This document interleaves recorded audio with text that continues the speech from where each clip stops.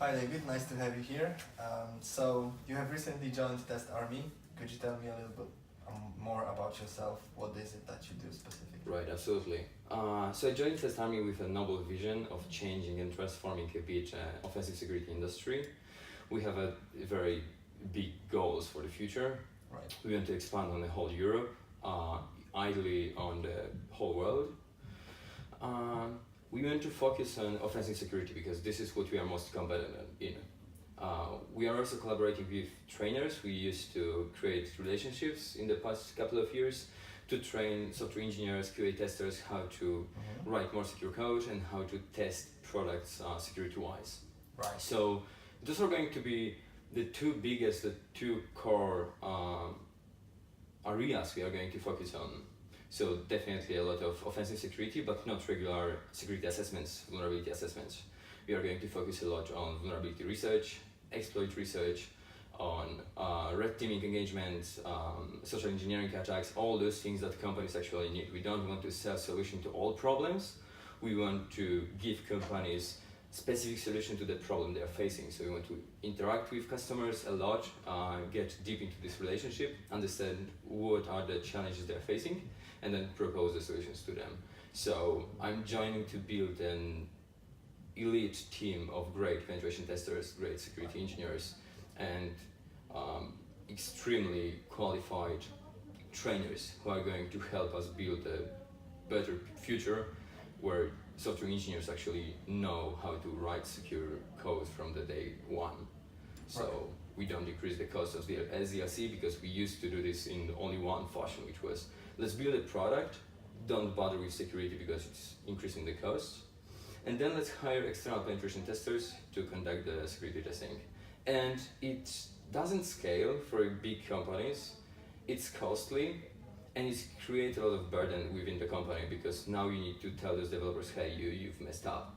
You've made a huge mistake, now you need to refactor this code. So not only we are impacting their morals and they're not focusing on the things that they'd like to focus, and also we are increasing the cost of the whole product development because if you find a bug at latest phase of SDLC, then the cost of fixing potential security issues increases exponentially.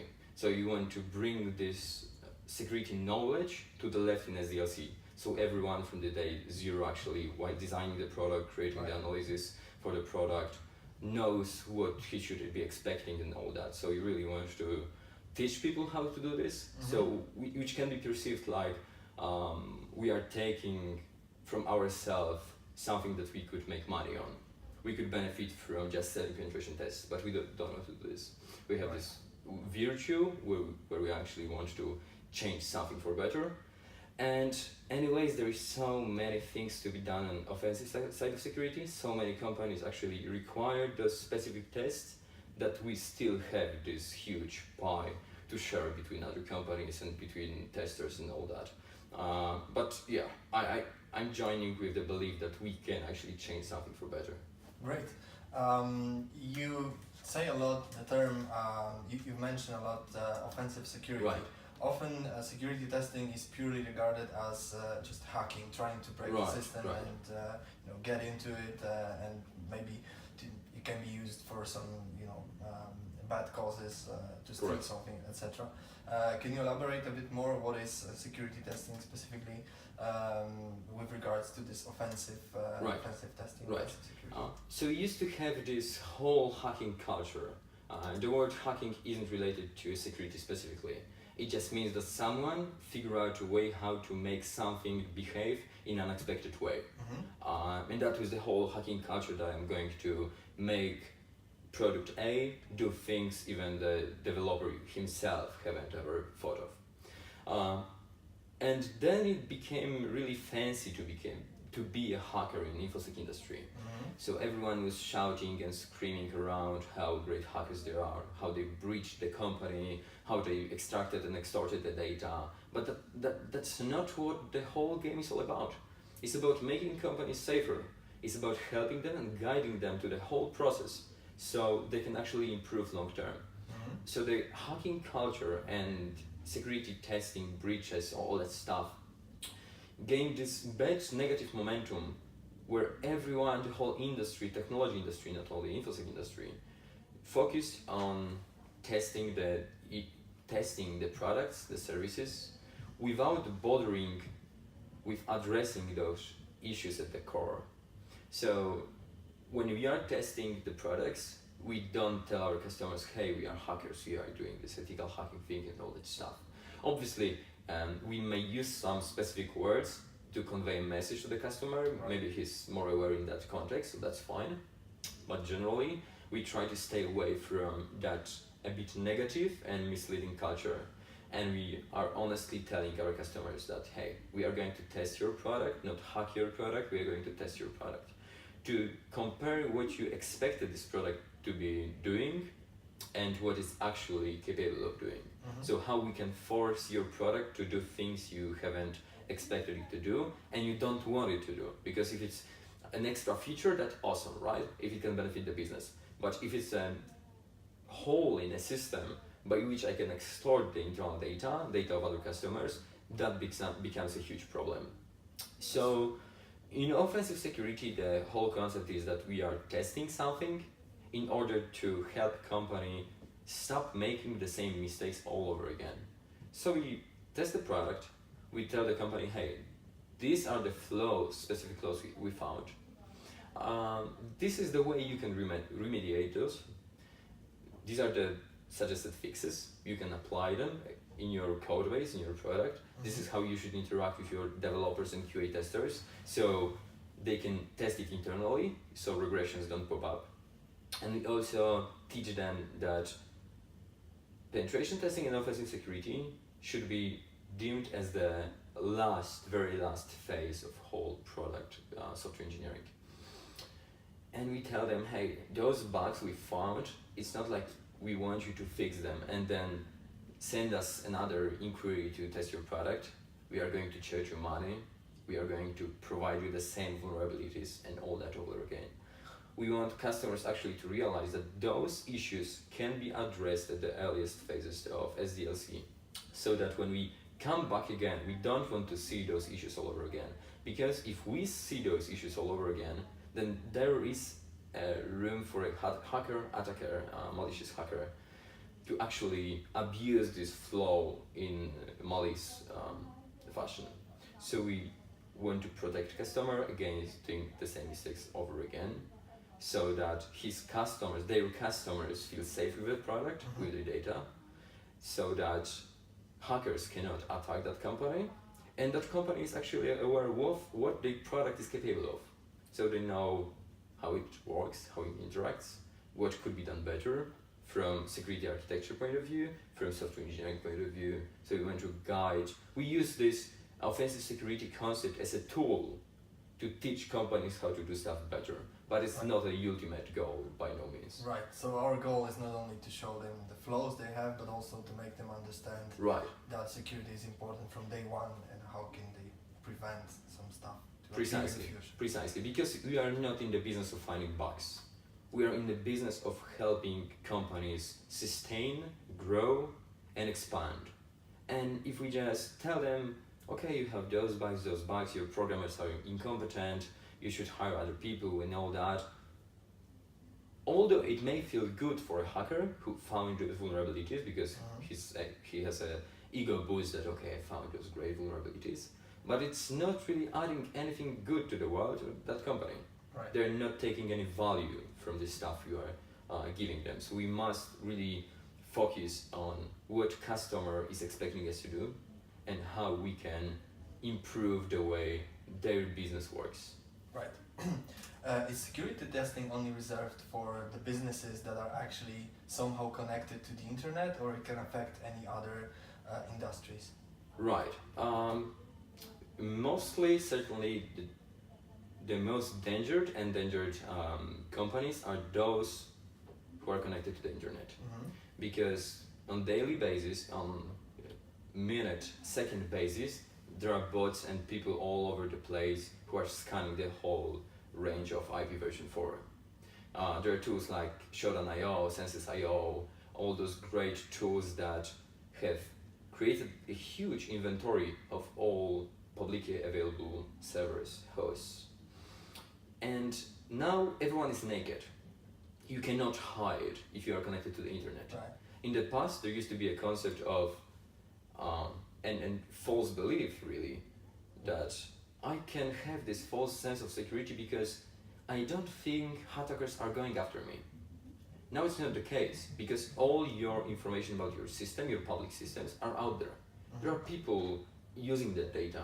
Obviously, you can use that data to improve yourself, but there is plenty of people who can use this for malicious purposes. So definitely the most endangered are those connected to the internet because they cannot hide. But it doesn't mean we shouldn't bother with fixing and testing for issues in other industries that are not directly connected to the internet. We've seen it multiple times with nuclear plants and electric grids.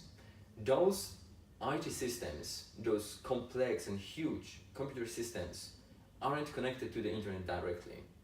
But we've seen situations when hackers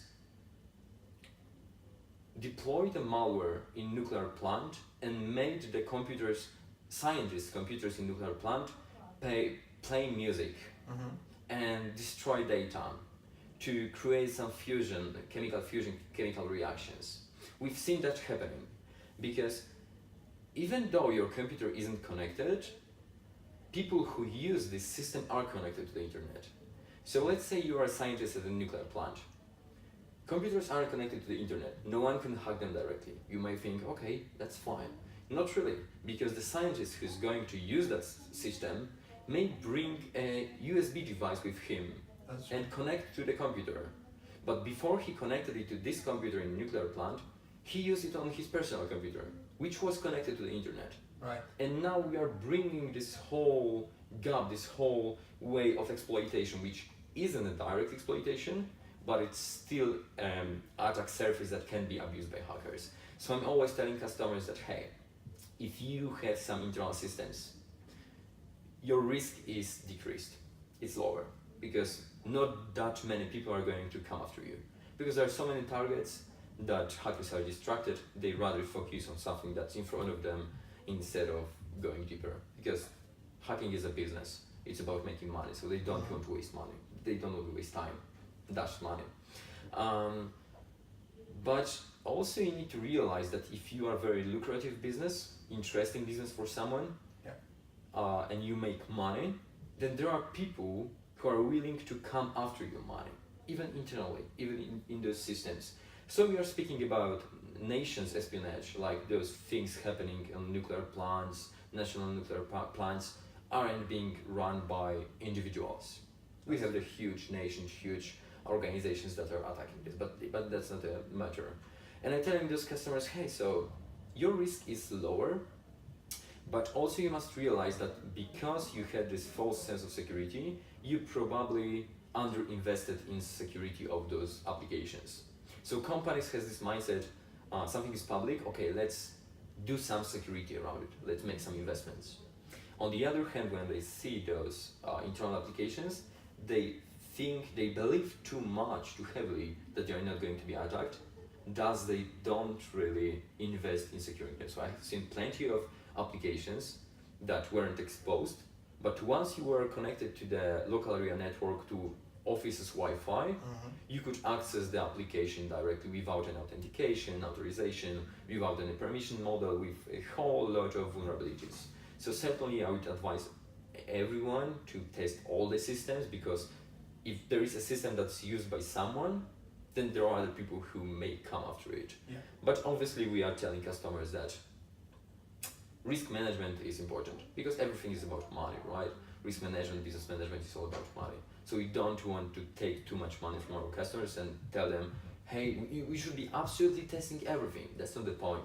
We are telling them, you must prioritize this smartly, in a good way that's going to benefit your business, but you must remember that you still have those gaps that will need to be addressed one day. Speaking about the industry's mindset, customers often ask if it's enough to perform security testing just once, then fill in the gaps that we pointed out, that there might be potential flaws or exploitations, and then do a retesting where we see that, okay, those things that we recommended are actually fixed, and we're good enough, we're good to go, and they can continue with their businesses. Right. Shouldn't it be repeated, for example, a couple of times? What affects the security in future after doing such a round? Right. A lot of companies I actually also interacted with that had the mindset you've mentioned. Let's test it once, and it's not only about security. They do the same with functional tests, UX tests, and all that. Even though platform is constantly changing, they have this belief that we've checked this one action item on a whole checklist for our product, for our company, so we are good. And it doesn't work that way. There are very few companies that actually know how to take max value out of penetration tests and security testing. So when we are speaking about truly sophisticated culture within the company, with internal security team that knows how to use the report to improve the security across the whole fleet, that's awesome. Because we can run test once, they've tested their systems before many times, and now they just need to have a couple pair of eyes coming from external sources to test their products, to take a look at their products. But that's an ideal situation. Right, that's an ideal situation. I can say that there is only a handful of those companies around the world that should follow this pattern. And if they know how to use those results to improve their security, they are able to dissect those items we send them to improve the security posture of their companies. That's awesome. That's all great. But for most companies, penetration tests should be conducted in periodic fashion. Actually, if you want to ensure the high quality of your product, you should be testing your product after each release. If there is a code change, you should check the security of your product. Obviously, not only security, regression tests, functional regression tests, all that stuff. You should know your manual testers to test that, or maybe use outsourced companies to test your product. Because each time you change even slightly a single line of code, it may expose you to a whole range of other flaws. Depending on how competent your software engineering team is, depending how much time they had, the actual final quality differs between those situations. Most of the time, programmers are used to release the product very swiftly. Code fast, ship fast, deploy immediately. We are not giving software engineers enough time to focus on other things than product development itself. Although the security should be involved in the product development itself, that's how we should name it. It's not, and for a long time it's not going to be. So each time a company is making a release, public release, they should run a penetration test. Obviously that's not really feasible. It's not cost effective. That's why we are teaching after one pen test, we run one pen test, and we are teaching our customers how to repeat those tests in the future against the new features of the product. We teach them how they can train their software engineers, how to write secure code in the first place. But the general idea is that code and products are going to always have bugs. Until something great happens in the industry, we're going to have ideal, perfect AI that's going to write code. We are far away from this, so let's skip this part. Right. Bugs will be always when there is a code. And when there is a human in front of the computer who's writing this code, we are always going to be seeing those vulnerabilities. And you have a new release, you have a new version, run tests. That's the only way you can make sure you are not going to be breached. Your customers will continue to feel safe. So in penetration test environment, we encourage customers to run a pen test depending on the release schedule, how often they release and ship new versions of product, to run a pen test about twice a year at least. So they minimize this window of exposure. And even if we find the vulnerabilities after 6 months, it's still better than waiting 5 years for the next pen test. Because attackers don't always look for every single change in an application. They also need to spend some time. So the whole idea of penetration tests and offensive security is to be faster than actual attacker. If you've got that covered, that's awesome. How frequently depends on your business model, on your software engineering practices, and how much money you actually have, because it's not cheap. We are trying to make it as cheap as possible for companies by teaching them how to improve their code. So when we are engaging on another penetration testing activity, we can ask them to pay us less because we won't need to spend that much time on security testing. Yeah.